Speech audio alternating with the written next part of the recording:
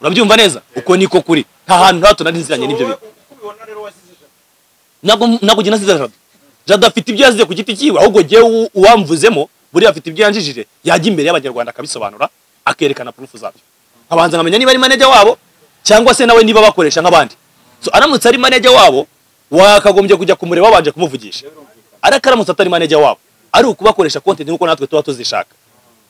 numva nta mpamvu yo kwirirwa mubwira kuko nta mpamvu waba mubwisha iki ntago guhemba ntago gukoresha numva ntari nangomba kumumenyesha ibyo ugiye gukora. Yes, reka nongere ngusuhuze kandi nawe aho uherereye hose ndagusoje nizera ko umeze neza cyane. Nsuhuze bano banyamakuru bandi imbere bose kandi bifuza kugira umunsi mwiza nkuko bisanzwe. Inshuti zanjye zisanzwe niyo mpamvu uyu munsi wa none nabahamagaye kugira ngo ngire igikorwa cya mbere cy'ingenzi ngiye gukora cyo gumurika channel yanjye cyashya nubwo numvishije abantu ba Big Man batangiye kuvuga ngo iryo zina nkoraho ariko nizeye neza ko ari izina ryanjye kiretse ubwo wajya no muri Nida nawe akarinkuraho. Channel nshyashya yitwa Muvunyi TV show ngira ngo umuntu wese aherereye ahangaha yarimo kureba iyi press conference arahita nyarukiraho kuri gatelefone kiwe arebe kuri YouTube arahita yibonaho yagezeho. So numva rero ni umwanya mwiza cyane nari mbonye o kugira ngo mbashe kubwira abanyarwanda bose aho baherereye ndetse nundi wese ukurikirana ibya YouTube ubwira nti iki ni igikorwa dutangije ahangaha tugomba kuzadufatikanyamo twese yaba ari kwishimira ibikorwa tuzajya duhakorera. Nawe ufite inyunganizi aherereye hose biremoye cyane uzajya umamagara umbwira uti hari ikintu mbonye wahinduraho hari comment mbona nanjye naguha kugira ngo ibiganiro byacu byaje kuryohera abanyarwanda bose muri rusange. Ni umwuga w'itangazamakuru rero umuntu aba yaratangiye bitoroshye ariko uko byagenda kose ukagenda urwana nabyo ko ntacyo na kimwe kiba kitoroshye ariko byose urwana nabyo kandi ukabitsinda. Utangiriye ngira ngo kuri Radio Izuba batari babizi kuri Radio Izuba ariko ntangira kujya kuri iki bwa mbere nahereye kuri 3D ari nayo yanyubatse ikaza kumindura Muvunyi koko ukomeye mu itangazamakuru kuri YouTube. 3D namaze ngira ngo amezi 8 nza kuyivaho njya ku Rugendo TV. Urugendo rwo ntago ndutinzeho cyane ariko zongira ngo amezi 3 ariko igihe kinyereka ko byari bihagije ko nanjye nakuriye muri uyu mwuga ko ngomba gushinga channel yanjye hatangira noneho kuba nashyikiriza abanyarwanda n'abandi bose batuye isi yose ibiganiro kandi byiza cyane. Numva cyetse niba hari ibibazo cyangwa n'inyunganizi ibibazo byo nta bibazo tukigira ibibazo byakemutse abafite ibibazo bagumane nabyo babyigumane nibyo byuzuye ngira ngo umwanya n'uwanyurire kugira ngo wumva ari inyunganizi cyangwa se igitekerezo kindi yanyongeraho dukomezanye muri iki kiganiro. Bazo cyambere nabaza ko twari tukumenyereye ku Rugendo TV iyi ngiyi ya Muvunyi TV bigenze gutigezeho gute yo wari uko byagenze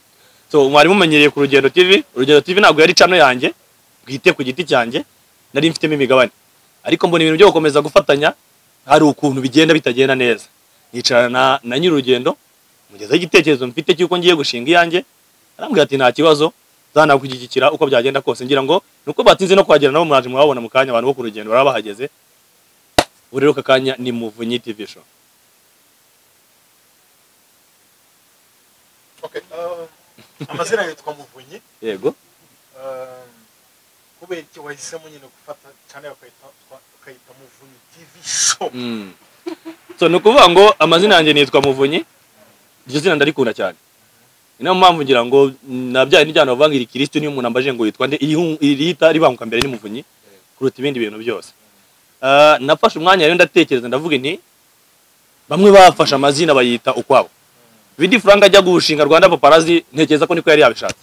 Jado ashinga Iris niko yari yabitekereje. Big God najya gushinga yahoze ari Bad News aza kubona ko ibintu bya bad bizamukoraho. Gaza shari yanyu ntago yatuma bikomeza kuba bad. Ahubwo atereka mbigiye Good News yenda bazangirira impuhwe. Byango bigene neza so nahisemo kwita Muvunyi rero kubera ko iryo zina ni iryanye ndarikunda kandi numva ari umushinga nshaka kuzaba umushinga urambye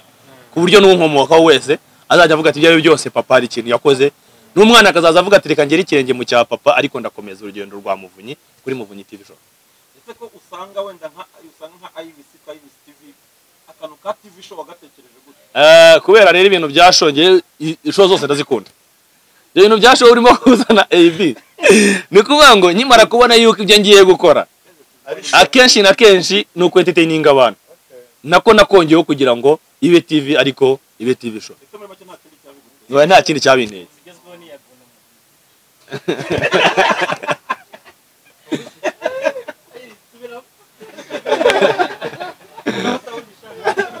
So Muvunyi Karame. ikibuga urakimenyereye ntabwo ari ubwa mbere yashize kintu birimo ariko muri no message ibintu by'amashyari ateye ubwoba ufite ubwoba ko bagiye kuripotinga kubera show ntabwo bajya mfite ntabwo bamfite nuko akenshi burya iyo watangiye kugira ubwoba ni intambwe ya nyuma yo gutsindwa. So yewe wa reporting utaripotinga icyo nsabwa no gukora kandi nkakora neza nkakora ibinyuze buri wese. Abanyamashyari bo bazahoraho uzumva ngira ishyari azandipotinga niba ngombwa nzisobanura icyo ibi nibyemera ko ibyo nasobanuye ari ukuri ntacyo bazayitwara. Nisanga nakoze ibiri amakosa wanizo strike niteguye kuzakira kabisa. hanyuma Muvunyi nanjye reka mubaze nyine ndahera kuri Hitman n'uburyo yaravuze gusata z'ibintu by'amayiki kubera wenda ibibazo byagiye bibaho nawe umuba gufungura aho wafungura tukiva umuntu ese ufite uruhare runaka ari bwiza ubahemukiye waje utukana mu modoka guha inzoga yabivuzeho agasinda akamutuka n'ibindi byinshi bivuga iki ubundi urumva niba koko ari ukuri competition Muvunyi TV show Yago TV show Rose TV show TV show tuzazireba ngira ngo nibyo Jaras nibyo nashaka kugira ngo nanagusobanurira gatoya. Hari umugabo umwe wavuze ngo iyo utazi story yose uricecekera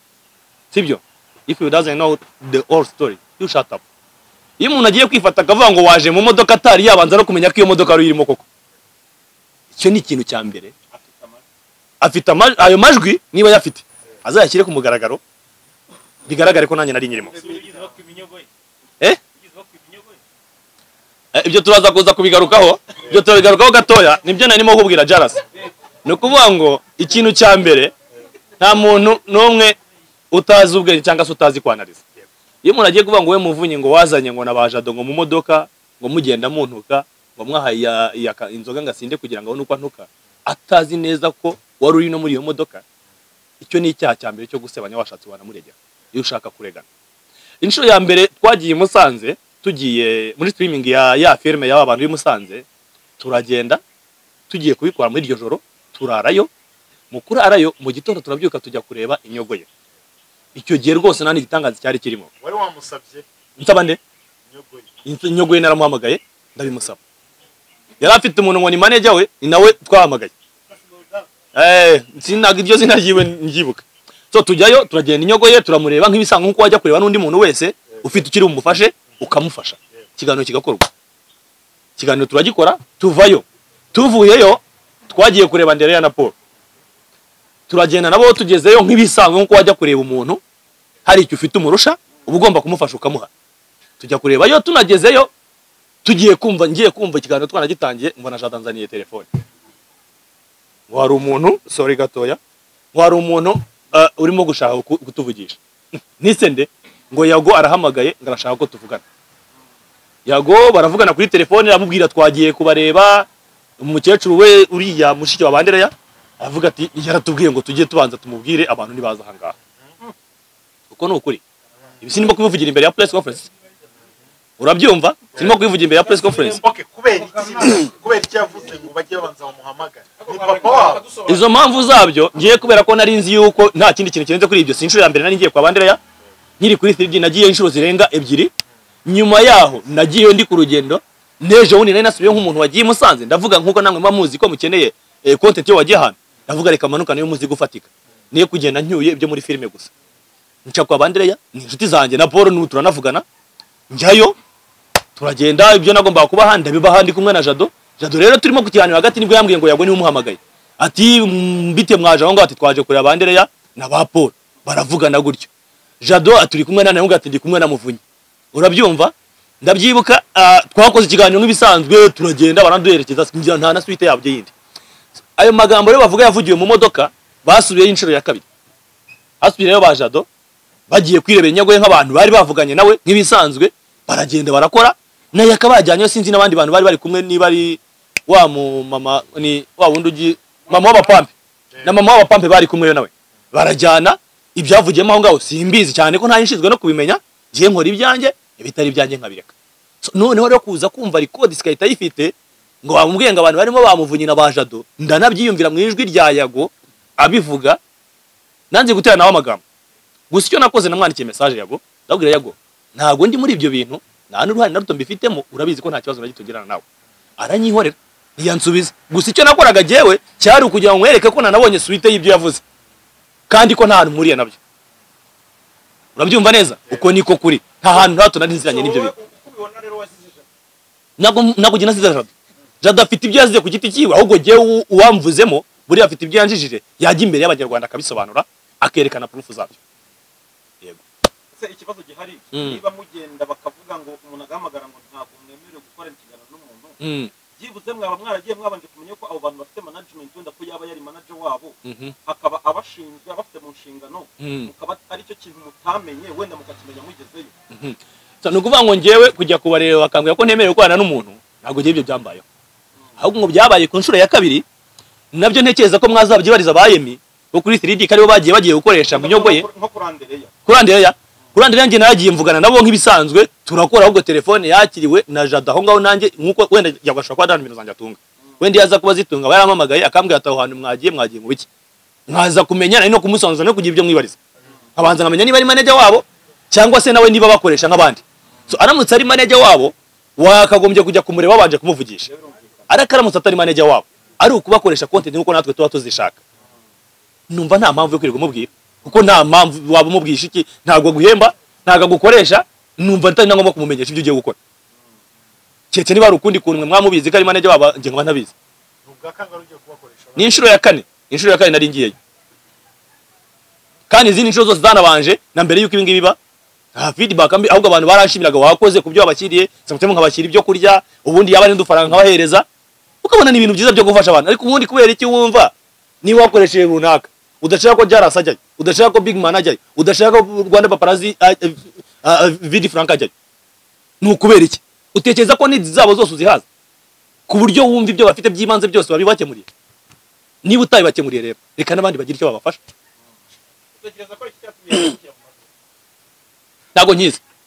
ntabwo nkizi keretse hari hanga tukabimwibariza wenda afite izo mpamvu ziwe kuko ndumva ikiganiro yakoze ejo bundi agishyiraho nawe arimo avuga ngo abantu bamufitiye amashyari kugeza aho bashaka ko cano yewe irangira burundu ari analize ari yigeze gukora bakimara kuyifunga yarazikoze zumvikana buri muntu wese ariko message zakiriwe nyuma ni ibibazo bikomeye cyane abantu ahubwo ngiye nekereza ko ubundi kiriya ni icyaha cyagombye gukurikiranwa no mu mategeko gikurikiranwa icyaha cyo gufata abantu mukabangisha abandi ni kuriya n'ibindi bintu byose byagiye bitangira inzangano zagiye ziba zose zagize byo zibyara mu Rwanda zirazwa biriya no gufata igice kimwe ukacyangisha abandi bantu nkubaka kanya Jado hari agace atajyamo ini case yagira ikibazo wasobanura ko ari urukundo babije mu Banyarwanda nkuko wirirwa biririmbira mu bantu Abanyarwanda barankunda kubera ibyo mbakorera amaranga mutima akaba menshi mu Banyarwanda urakeneye n'amaranga mutima y'Abanyarwanda uzibaza Abanyarwanda banyuzemo byose ku buryo baje gukina amaranga mutima yabo igihugu hanga kirimo kirwana no kugira ngo gihandoringa ibibazo abantu bafite none wowe urimo urashaka kubiba urwango mu bantu ngo abantu barakwanga wirirwa urira umuntu w'umugabo ararira ngo abantu baranyanga baguhora iki mbese kari ikibazo ubundi kubera icyo abantu bakwanga mbere na mbere kugira ngo abantu bajye kukwanga nuko hari ibyo ukora bitari byiza kuko niba bakwanga kuko nge ntabyo nzi ngewe umuntu yanyanze ntabwo naguhishira nukuza hano nkabivuga nti runaka na runaka yankoreye ibi ngibi igihe rero utari wabivuga turacyagufata muri kese yo kurimo kwangisha abantu bamwe abandi icyo ni icyaha gihanwa n'amategeko y'u Rwanda ahubwo abashinzwe kubikurikirana no muri RIB bakagombye kuba barimo kubikurikirana niba bamwanga koko aba bantu nibagaragara RIB bakurikirana nabo bahanwe garagaza impamvu z'uko bakwanga nibyo bimenyetso ariko twebwe dufite ibimenyetso bifatika ko wangisha abantu bamwe abandi ese ubundi ni ngombwa ko bagukunda ubundi ni itegeko bategetswe kugukunda njye nuko nkuko mbyumva uzajya akenera wese muri mwese gukoresha umuntu namukoresheje ajya nsabana nimero nzajya nzimuha ahubwo byakabaye byiza ufatiye aho nagejeje niba ari agafuka k'umuceri nabashyiriye nawe bashyira akaje kandi k'amavuta yes uyu munsi ufunguye TV show yawe nshyashya icyo kintu cyabaye mm ubu kano kanya tujye ndibaza mm n'iki kintu ugiye gukonzoka abantu bagiye gukurikirana kugira ngo ukureho iya background ubu abantu bose mbi barimo kwibaza bati uyu ni umugambanyi uyu ni umugambanyi dusobanurire ibinyamakuru biri aha cyangwa ibiti biri aha zose uko ugiye kubikora kuko ufite impact kinini cyane kigomba gukora kandi kigomba kuba kigomba kukugiraho wowe wese dusobanurire uko ugomba ikintu kirimo vidi njya mbibabwira kenshi ntabwo ari ngombwa guterana n'umuntu amagambo kugira ngo ugire ibyo usobanura wowe urakora ibikorwa bikazisobanurira uko turimo kugenda twinjira muri iyi kesi mpamya neza ko kuri kujya kugaragara niba koko ababibonye bakabona yuko ndi mu bagambanyi be bakabyumva gutyo ibikorwa byanjye bizagaragaza ko ntari umugambanyi wa Yago kandi abankundaga kuri izo channel zose zo nari ndiho bafite impamvu bagiye bankunda nta nubwo nzahindura uwo murongo nzakomeza gukora ibyo bikorwa nk'uko nsanzwe mbikora niba ari ayo interview niba ari ugufasha abantu nzakomeza mbikore umuntu wese ukurikira ibyo ngibyo azagira aho ngaho amenye ukuri koko ngirize yes kuvuga mu kiganiro cyangwa se gutungwa agatoki hari ingaruka mbi bimaze kugiraho ntabwo byabura comment za mbere ubanza urebe ku kiganiro cyabaye kwa Skype yakoze abantu bavuga bati kumbe nta muvunyi nawe n'umugambanyi giye umuntu hari n'uwanyandikira arambwira ati nizere neza ko ibi bintu utabirimo n'agahinda kenshi cyane ahubwo ntabwo mbirimo uko igihe kizagenda kigira imbere uzagenda umenya ibyo bintu nta numuriye nabyo n'uwabikorewe koko niba yarabikorewe kuko nabyo ntabyo nzi kuko nagomba muri dashboard iyo nta nubwo njyaye ngo ninjiye muri channel yo njye kumenya ko ibyo bintu ari ukuri analyze zakozwe yabi zakozwe n'abahari twese twarazumvishije twumva kugira ngo waguye strike uko bigenda sibyo niba ari strike ya community nabwo tuzi uko bigenda niba ari ya copyright nabyo tuzi uko bigenda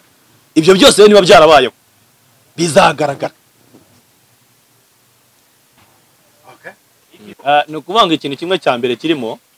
yaba urwo rwango rw'abantu banga abandi buriya supermanager yafashe ya mbere we aratinyuka arabivuga kubera yuko azi ko ntacyo aba yikopa ku bantu so bivuze ngo iyo watangiye kujya uhishira abantu ukavuga ngo hari abantu banyanga kandi ntutinyuke kubavuga ejo nanjye bazanyanga ngewe unyanga wese ninzajya mumenya nzajya muvuga nanamubaza icyo impamvu anyanga kandi mubaze byose abinsobanura impamvu anyanga igihe rero ntari nabona proof y'unyanga ari ukubyumva amagambo nkuko tubivuga ngo akaba yituba ngo tugirana amashyari ngewe uzaringirira nzajya nza mbivuge nta wari waringirira ngo abimbwire ku mugaragaro nuko byumva gutyo gusa wabikora wari wese njye nabishyira ku mugaragaro kandi niteguye guhangana nabyo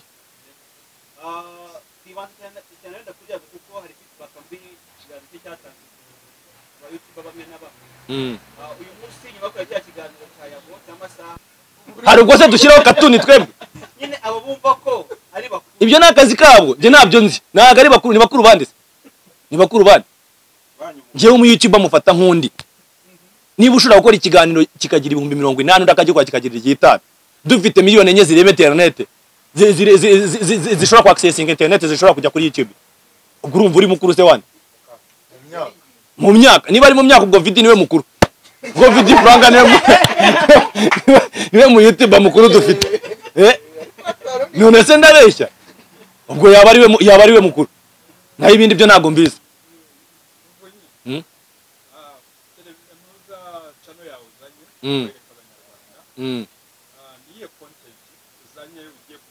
niyo mpamvu nakubwiye ngo hariho akantu kasho wakabonye inyuma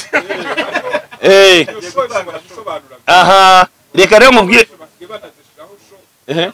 arimo araplodinga umupira ntago nzajya kure ya entertainment n'ubundi nk'ibisanzwe n'ubufasha ubwo ari bwo bwose bukeneye bwose njye nzajya mbukora ntago ngiye gushyiraho katuni n'ibiganiro n'ubundi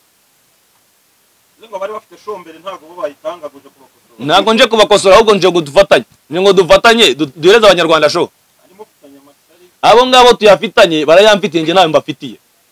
ibyo bintu byumvikane neza nta muntu mfitiye ishyari nta fitina kibuga ni Kigali wa mugani wa skate niwe uvuga akunda kuvuga ngo bareke imbabura zose zake yes ira message uha abafana ba Yago bikizemo aba YouTuber bamwe na bamwe kandi abo bafana bagaca ruhinga nyuma bakaza gusura ibiganiro batwakoze cyangwa wakoze yego nkaho nuvanga iki kiganiro ntago nakireba rwose kandi arimo arakireba abafana nabo ngabo kuko wenda muri biseka ibintu bimaze kuba tumaje kwa Mike Karangwa mu kwezi kwa gatandatu ibintu byarabaye kugira ngo ibintu byoroheje yumva ariko ugiye gusesengura ibyabaye cyangwa ukabibasha amaso yawe ubona ko ari impact muri byagiye uyu munsi turi gukora ibiganiro bati mwebwe ibintu rwose ko kwasha doho komenti nyinshi ubanza niyo yazana Yesu ahari ambwira bati Yesu uzanye n'uwikuzimu bitumva abana bameze nk'uko yumva ababaye badafite umutima wo kubabarira cyangwa n'abadafite umuhati wo gushaka kumenya ukuri bakihanganye se bakabanza bakamenya ukuri kukajya ahagaragara hanyuma n'uwo ngo wakoreye ibyo bintu nadufasha kuri abantu mu rujijo ajye hanze ashyira ukuri kose hanze ntabwo ntekereza ko wafata ikiganiro cy'amasaha 2 ngo ukirangize utabwiye abantu ukuri ni ikibazo gikomeye cyane kandi aricyo waje kubabwira tubanze tumenye wagikoze kugira ngo ubone views kuri icyo kiganiro kubera ko wazamuye amarangamutima y'abanyarwanda bongere bakubone bagukunze mbese wongere ugaruke cyangwa se wagikoze ngo wongere ubone watching time niba wagikoze kugira ngo usobanure ukuri kirangira udashyize hanze ukuri nicyo kintu nge numva gishoboka nabo bafana be bakomeze bamukunde kandi nanjye mbasaba kunkunda nawe dufitanye ikibazo uwo tuzagirana ikibazo tuzagikemura rero batuze bamenye ukuri nibamara kumenya ukuri ubwo bazatubabarira kuko barimo kudushinja ibyo ngibyo cyangwa se icyaha kizagaruka kuri nyiracyo rwa rwango ruvuye ku busa rugaruka nyirarwo kwitandukanya n'izindi cano wanyuzeho wenda ko urumva ari 3D bamuganye twatangiye tubivuga abantu byatangiye bavuga bati ni ya Muvunyi ariko bari babizi ko atari iyanjye Urugendo TV uko byagenze kwita Muvunyi n'uburyo bwo kurarifiye kugira noneho wereka abantu ko bora ari yawe izina nakubwiye ko ari ryo nakunze cyane kuruta kuko ntabwo jewe ubundi iyo umuntu akora ibintu ubikora kugira ngo abarimo kubireba cyangwa se kubyakira bibaryohera iyo amajije kubona ibyo urimo gukora bizaryohera abukorera ushyiramo ingufu ugakora ibyawe nta numwe wagira uruhare mu kukwitira izina wabishatse ku giti cyawe ni mu rwego rwo kugira ngo nsigasire n'iryo zina ryanjye Muvunyi ejo bundi hari press conference yabaye umwe mu bantu bagarutsweho umwe baramwirukanye yanjye aravuga ati yagusigiye 3D ngo urayimanura uyikubite pfira mu manga ubushobozi bwawe ntabwo bwari bushoboye 3D ese wagiye mu ishuri kugira ngo wongere wige kugira ngo Muvunyi itazamanuka uri umu YouTuber ujya ukora analize sibyo ku buryo bufatika cyane niyo mpamvu nkubwira burya iyo umuntu agwaye ikintu ntabwo ari ngombwa kuyitumira utabanje gukora analize iyo umuntu agiye kuvanga ibiganiro ngo bifite views nyinshi ngo ni ibyanjye ngiyewe ngo urugero ndabyibuka 3D ntabwo nakibagirwa ibyawe mba mbizi neza hari ikiganiro cya Beni kiri mu 300 hafi muri 370 ingahe cyo ni ikiganiro cya mbere hari ikiganiro cya Supermanager abanyabitanga hari ikiganiro cy'umugore wa Jay Polly hari ikiganiro kitambitse muri ibyo ngibyo ni ikiganiro cya Miss Naomi na babandi bo muri Mackenzie cyakozwe na Cassier Pizzo agihari cyo gihe so umuntu wese urimo kureba 3D aze kuza kureba ibyo ngibyo niba azi gutandukanya ijwi ryanjye n'ijwi rya King azahita amenya wakoze ibyo biganiro koko ese King mwapfaga nakubwiye ko ngiye nta muntu njya ngira mfite icyo iyo mfuye umuntu n'ikiba ndakimubwira tukagikemura cyangwa se nkakibwira n'abantu niba nyanga uzabimubaza niba atanyanga ubwo nabwo azabigusobanura ariko gese yimwanga Skype mwariyunze nta kibazo mfitanye na Skype ni umunyamakuru iyo yabonye content arayikoresha gusa naramubwiye nawe banza ukore research mbere yo gukora ikiganiro arambwira ati research ndazifite narazikoze kuko mfite audio ya Yago reka nyikumvishe ayinyumvishije numva Yago yamvuzemo koko yamvuzemo na Jado Skype rero nta kibazo twari dufitanye ni inshuti yanjye cyane nta kibazo na gito dufitanye nejo twakoranye ikiganiro umuvandimwe King kano kanya nta kazi afite uramwangaje muze mukorane kugira ngo Muvunyi zamuke ntago mbizi niba afite akazi cyane batagafite akazi k'umuntu nako mubona kagaragara ushobora gusanga yaravuye mu bya YouTube cyangwa se arimo kubitegura cyangwa akajya mu bindi ntago mbizi kandi ntago jewe nkeneye undi mukozi nge ndishoboye Muvunyi wagize icyo wisabira abafana ba Yago uba ugira icyo usaba na Yago yuko yatanga ukuri ku byabaye kugira ngo akore abantu mu rujijo noneho leta ubwayo ibona amakimbirane ahari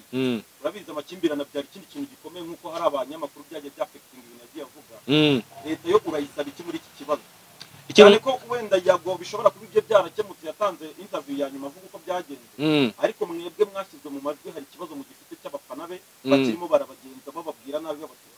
iki usaba leta muri ibyo bintu byabaye burya iyo umuntu arimo gusaba leta utanga ibyifuzo byawe ariko yikareba igikwiye ibi bintu birimo kubanga muri iki gihugu ibyinshi nayo irabibona irabikurikirana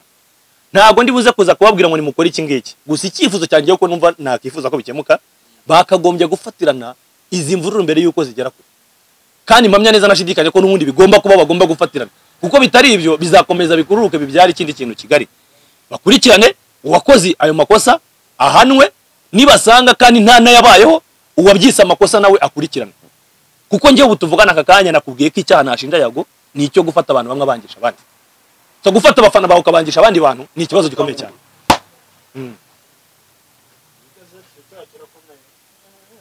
Hekeza niba nta kindi kibazo wari twasoza. Jewe rero ikintu cya mbere ni ukubanza kubashimira mwese kuba mwemeye kwitabira iyi press conference kugira ngo tubashe kuronshinga iyi Muvunyi TV show ijye hanze, kandi nanizera ko muzakomeza kunshyigikira no kumfasha, nanjye ko nzakomeza kubafasha nanjye aho bishoboka. Iki kibuga ni Kigali, twese tumaje kukimenya, mureke dufata akaboko tukigendemo twese, kuko nihagenda umwe naga azagerayo. Abo ngabo bafana bose, abantu bose bankunda ukurikiye kino kiganiro, ndetse n'uri buze kuza kukireba kuri aya mateleviziyo yose uko angana ahangaha, ntaze kuva atabanje gukora subscribe. Ikiganiro cya mbere cya welcome kimajiye kugeraho mu kanya, majiye gushyiraho kugira ngo buri muntu wese nazajya afungura kuri Muvunyi TV show ajya hitabasha kwibona ko ari njyewe, kandi mbashimira uburyo kibakomeje kunsapotinga umunsi ku wundi aho baba bahereye hose. Comment zabo je ndazikunda, nabo abandi bafite nazazindi mbi, nabo bazizane tumenye ibyo dukosora, bakomeje kubwira ibyiza gusa ntabwo babasha kumenya ibyo ukosora. Wakirara kushoboye ugatangira kumva ko nawe YouTube yawe ari cani ikomeye kuruta izindi nkuru. Kuri mukuru murakoze cyane. Dushimire abantu bafite tripod nini, hari ababazizanye bajya babona amaguru yarapingi.